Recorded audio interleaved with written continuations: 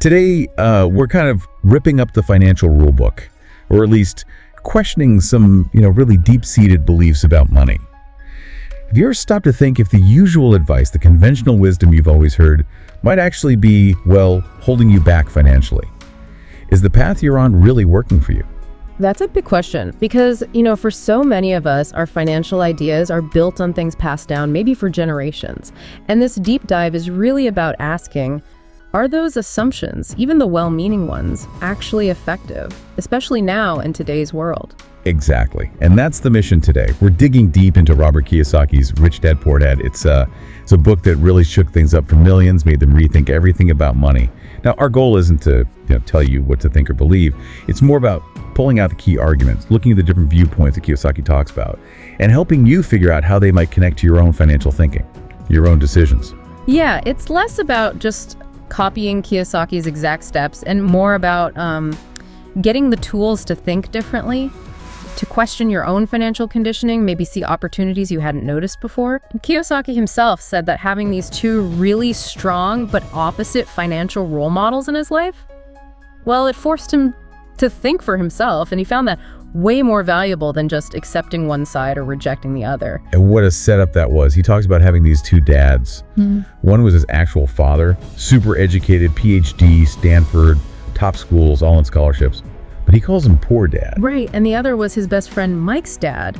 Didn't even finish 8th grade, but became really wealthy. That's his rich dad. It's like a real-life experiment in financial thinking, almost. And the advice they gave, totally different. Poor dad, even with the education and the steady job, often struggled with money. His kind of wisdom included things like, the love of money is the root of all evil. He was big on staying in school, studying hard, finding a good company to work for. Traditional path. Exactly. He thought their home was their biggest investment, their main asset. And he kind of expected the company or the government to take care of things. Pay raises, benefits, retirement. Okay, but rich dad, completely different philosophy. Completely. He'd say things like, the lack of money is the root of all evil. And instead of finding a good company to work for, he told Kiyosaki, study hard so you can find a good company to buy. Wow. Big difference. Huge. And he famously saw a personal home as a liability, not an asset. Which, is pretty bold. Homeownership is so tied up in the idea of wealth for most people, but he argued it often just drains cash. He pushed for total financial self-reliance, not that sort of entitlement mentality. It makes you immediately question what you've always assumed. And what's really interesting? It's the subtle stuff, like the language they used every day. Poor dad's default phrase was, I can't afford it. We've all said that. Right. But rich dad apparently forbade those words. He insisted they ask instead, how can I afford it? Okay, just hearing that rephrase, I can feel my brain starting to work differently. It's not just saying no. Exactly. Kiyosaki's point is that I can't afford it just shuts your brain down. It's final. End of story. But asking, how can I afford it, forces your brain to think, to problem solve, to get creative financially. So it's not about just buying everything you see. No, not at all. It's about engaging that financial muscle, that creativity, shifting from being passive, maybe feeling like a victim of circumstance, to being an active problem solver. And this ties right into what Kiyosaki noticed about schools, doesn't it? It does. He points out that schools are great at teaching academic stuff, professional skills, important things, no doubt, but they mostly skip financial skills, completely. Yeah, you don't usually see how to read a balance sheet 101 in high school. Right, so you end up with these highly educated people, bankers, doctors, accountants even, who might still struggle financially. Why? Because they never learned how to actually manage money effectively. Which brings us straight to the core of Rich Dad's teaching. This fundamental rule that sounds so simple, but it changes everything. Okay, what's the rule? Rich people acquire assets. The poor and middle class acquire liabilities that they think are assets. Okay, sounds straightforward, but what's the catch? The catch is how often we get it wrong. How often we, because of how we're conditioned, label things like our house or maybe a fancy car as an asset. When, by Rich Dad's very specific definition, they're actually liabilities. Big ones, sometimes. So let's nail down that definition. Rich Dad's definition. Super simple, but really powerful. An asset is just something that puts money in my pocket. Okay, puts money in. And a liability, something that takes money out of my pocket. Takes money out. Yeah. Got it. Seems obvious, but why do so many people, even smart people, still load up on liabilities thinking they're assets. What's the barrier there? Kiyosaki puts a lot of it down to, well, financial illiteracy and just sheer conditioning. Most people don't really grasp this difference in a practical day-to-day way. He uses these cash flow diagrams in the book. For the rich, income comes in, they use it to buy assets.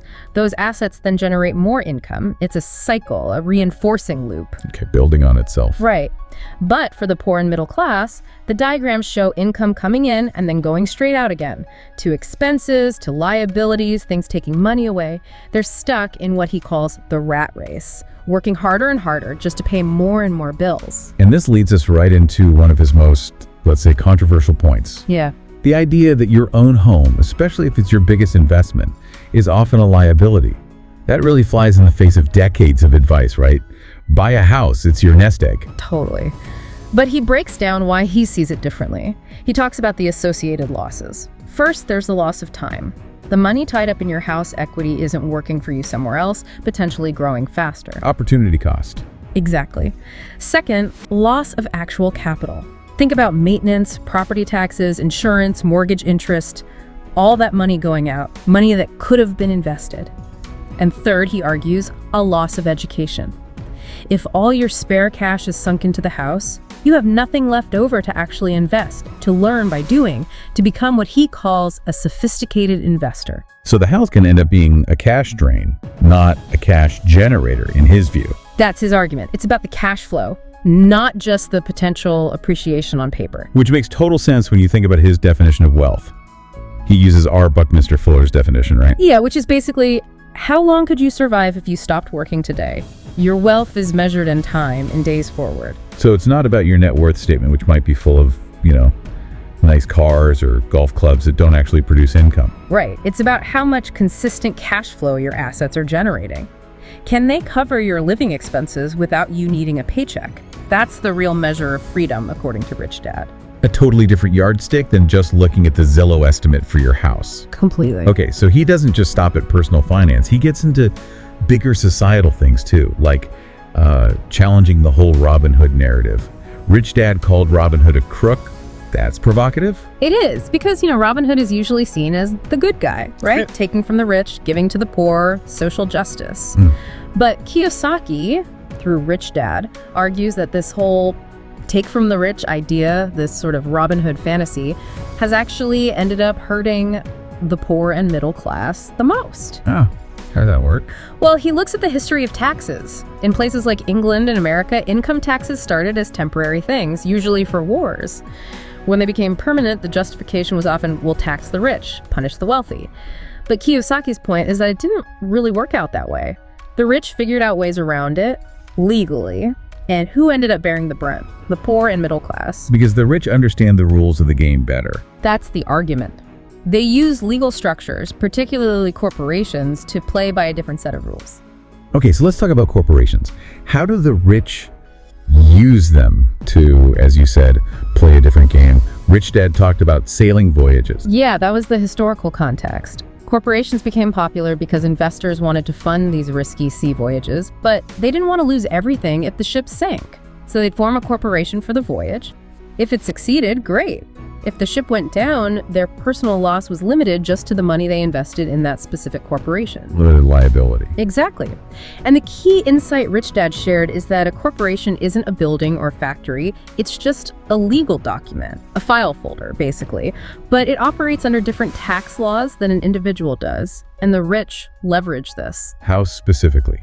What are the advantages? Well, first, corporate income tax rates are often lower than high individual income tax rates. Second, and this is a big one, corporations can pay for many expenses before taxes are calculated with pre-tax dollars. Like what kind of expenses? Think company cars, insurance, maybe even health club memberships. Sometimes vacations can be structured as, board meetings in desirable locations. An employee pays taxes first, then tries to pay for those things with what's left. The corporation pays for them first, then gets taxed on the profit that remains. Big difference in cash flow. Plus, corporations offer legal protection. You can control assets through a corporation without owning them directly, shielding your personal wealth from lawsuits. It paints a pretty bleak picture for the average employee then. Kiyosaki shows them working for, 3 different entities? Yeah, essentially. First, you work for the company, making the owners or shareholders rich. Second, you work for the government. A huge chunk of your paycheck goes to taxes. He estimates it's like working from January through April or May just to pay your tax bill. Ouch. And third, you work for the bank, paying off your mortgage, car loans, credit cards. His point is, just working harder in your job often means you're just sending more money to those 3 entities, not necessarily building your own wealth column. It's a sobering way to look at it. Makes you see why people feel stuck on that hamster wheel, the rat race. Definitely. You're playing by rules that might be tilted against you financially speaking, even if you're doing everything you were told was right. Okay, so if just working harder at the job isn't the main answer, what is?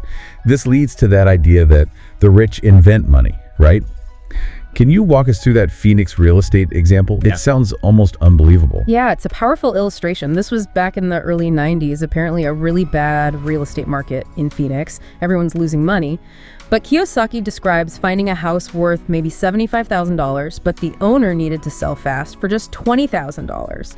He didn't have the $20K, so he borrowed $2,000 for a down payment from a friend, promising it back in 90 days with interest. Okay, leverage someone else's money. Right. Then he immediately put an ad in the paper. House for sale, $60,000, no money down. It apparently sold in minutes. He took a small processing fee, maybe $2,500, paid his friend back the $2,000 plus $200 interest. So he's out no cash. But the crucial part, the buyer gave him a promissory note for the remaining difference, basically an IOU for $40,000. That note became the asset. So he created a $40,000 asset, basically out of thin air, with very little work. About 5 hours of work, he says. And often, the income generated from that note could be sheltered from taxes through his corporation.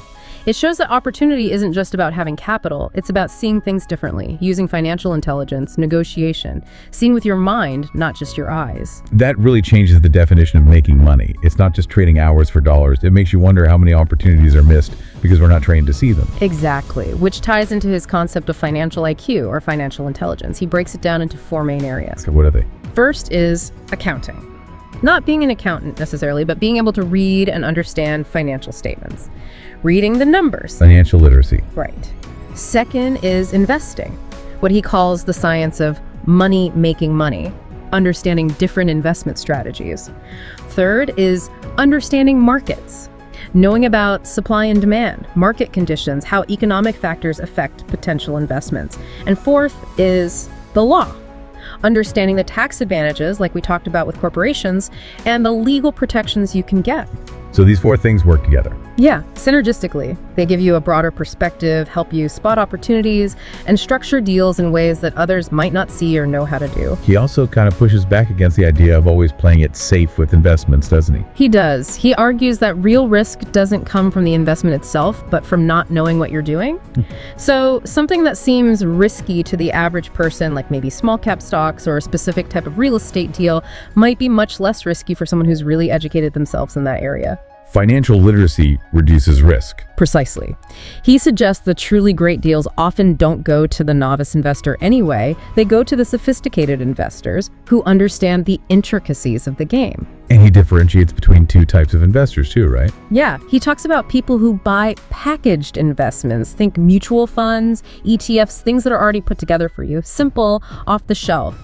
And then there are the investors who create investments. They're the ones actively putting deals together, finding unique financing, assembling teams of smart people. That sounds like more work. It definitely is. Yeah. But he believes that's where the potential for huge wins lies.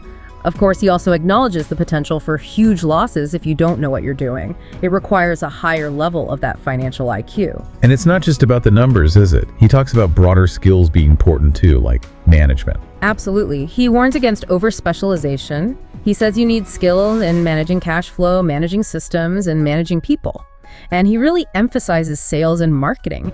He sees so many talented people fail because they can make a great product, but they don't know how to sell it. A build a better mousetrap fallacy. Kind of, yeah. You need to know how to market and sell the mousetrap too. He advises working to learn these transferable skills, not just working solely for a paycheck and benefits. Okay, so you gain all this financial knowledge, develop these skills. Should be smooth sailing to wealth, right? But Kiyosaki says no, there are internal roadblocks. Yes, he identifies 5 big ones that stop even financially literate people. Fear, cynicism, laziness, bad habits, and arrogance. Let's start with fear. Fear of losing money is pretty universal. It is. Even the rich feel it, he says. The difference is how they handle it. Winners, he claims, are unafraid to lose. Not that they like losing, but they see failure or setbacks as part of the learning process, fuel for getting better. He mentions John D. Rockefeller turning disasters into opportunities, or the Texans using "Remember the Alamo" not as an excuse for defeat, but as a rallying cry for future victory. It's about framing. Turning failure into inspiration. Okay, what about cynicism? He calls this the Chicken Little syndrome. You know, the sky is falling. It's all the doubt, the negative noise, either from other people telling you why something won't work or from your own inner critic. Cynics criticize, winners analyze, is one of Rich Dad's sayings. While the cynic is picking everything apart out of fear, the savvy investor is looking objectively for the opportunity everyone else is missing. He also points to the "I don't wants," like people who dismiss real estate investing because "I don't want to fix toilets." He sees these as excuses cynics use to avoid taking action on potentially powerful strategies. Okay, next up, laziness. How does that show up? Often, he says, it masks itself as being busy. People are running around doing things, but they're avoiding the hard thinking. It goes back to "I can't afford it" versus "how can I afford it?" It's mentally easier to just say can't and shut down that part of the brain rather than activating your financial genius and figuring out a solution. So busyness isn't the same as productiveness. Not necessarily, especially if it's avoiding the important mental work. Makes sense. Then bad habits. What's the key one here? The big one is the habit of how you pay your bills. He insists on the discipline of paying yourself first. This means when money comes in, the first bill you pay is to your asset column, buying or contributing to assets before you pay your creditors or even the government. Though he clarifies you should always intend to pay taxes eventually. That sounds stressful. Yeah. Won't the bill collectors come calling? That's exactly the point. He argues that pressure is good. It forces you to be more creative, to find new ways to generate income to cover those other bills. It strengthens your financial muscles. If you always pay everyone else first and just save what's left, if anything, or worse, dip into savings to pay bills, you weaken those muscles. Savings for the rich are primarily for creating more money, not for covering daily expenses. Wow, okay. Turning the usual advice completely on its head. And the last roadblock, arrogance. Yeah, he sees arrogance as just ignorance disguised. People who are arrogant about money often use it to hide what they don't know. "What I know makes me money, what I don't know loses me money," is his take. Truly smart people, he argues, are humble. They welcome new ideas, they're willing to learn from experts, they don't just defend their current position. Because if you think you know it all, you stop learning. Exactly. And the financial world is always changing. Okay, so we've identified the problems, the mindset shifts, the roadblocks. What about actual practical steps? Kiyosaki gives some concrete actions, right, to awaken that financial genius. He does, quite a few. First, he says you need a reason that's bigger than reality. A strong why. Could be wanting freedom, wanting to support family, wanting to travel. Without a powerful emotional drive, he thinks doing the hard work is just too difficult. Find your motivation. Okay. Second, actively choose what you put into your mind. Be conscious about your financial education. Invest in it. Seminars, books, courses. He mentions a $385 real estate course that he says made him millions. He talks about reading or listening to people he admires like Trump or Buffett to tap into their way of thinking. Feed your brain. Good stuff. Makes sense. What else? Third, master one financial formula. First, like maybe buying foreclosures or small apartment buildings, really learn it inside out. Then once you've got that down, learn another one. The key is how fast you can learn and adapt. Don't try to do everything at once. Focus, then expand. Right. Fourth, really drill down on that pay yourself first habit. Make it non-negotiable. Build the asset column relentlessly. Let the pressure motivate you to find more income. The pressure cooker idea again. Fifth, pay your advisors well. Your accountants, your brokers, real estate stock. Don't try to nickel and dime them. He sees them as critical team members who provide invaluable information, your eyes and ears in the market. Good advice is worth paying for. Build a good team. 6, use assets to buy luxuries, not debt. This is a big mindset shift. Instead of financing that fancy car, build up an asset like an apartment building that generates enough extra cash flow to pay for the car. He tells a story about buying a Mercedes this way. The asset bought the luxury, not his own labor or borrowing. Discipline first, reward later. That requires patience. Definitely. 7th, choose financial heroes. Study them. Learn how they did it. Emulate their strategies. Seeing their success makes your own goals seem less intimidating, more achievable. Inspiration and a roadmap. And 8, teach and you shall receive. He believes that sharing your knowledge, helping others, often brings more back to you: contacts, ideas, opportunities, sometimes even money. It creates a positive cycle. Kind of like paying it forward financially. Are there any simpler day-to-day habits he suggests? Yeah, some really practical things like regularly drive or walk around neighborhoods you might invest in. Look for changes, for signs of opportunity, for bargains. Get to know the market firsthand. Shop for bargains in all markets, stocks, real estate, whatever, especially when markets crash or correct. He says profits are really made when you buy, not just when you sell. Buy low. And get comfortable making offers, lots of offers, but always with escape clauses so you're protected if something isn't right. Negotiation is a numbers game. So be proactive, look for deals, know your escape route. Pretty much. It's about active participation, not passive waiting. He also talks about the cash flow quadrant, doesn't he? Briefly, what's that about? Yeah, it's another core concept. He divides income earners into 4 quadrants. E for employee, S for self-employed or small business owner, B for big business owner, usually 500 plus employees, systems run the business, and I for investor. His main point is that true financial freedom and leverage are typically found on the right side of the quadrant in the B and I categories. That's where you have systems or money working for you rather than you trading your time directly for money, like in E and S quadrants. So the goal is often to move towards being a business owner or an investor. That's generally the path he advocates for achieving long-term freedom, yeah. Shifting from working for money to having money work for you. Okay, bringing it all together then. What's the final, maybe provocative thought Kiyosaki leaves us with? It really boils down to this core idea. Money itself isn't the ultimate reality. It's only an idea. He emphasizes over and over, it's what is in your head that determines what is in your hands. If you want to change your financial situation, you have to start by changing your thinking, your financial education, your mindset. Learning to have money work for you, rather than spending your whole life working hard for money. That's the ultimate shift he's pushing for. That's the essence of it. A richer life, in his view, comes from that mental and strategic shift. So the question for you, listening right now is, what will you do today, even one small thing, to start shifting your financial mindset and begin building that asset column? So, that's the core lesson from Rich Dad, Poor Dad. Don't just work for money, make money work for you. Build assets, learn financial skills, and change your mindset. If you found this summary helpful, don't forget to like, share, and subscribe for more book summaries and financial wisdom. See you in the next video.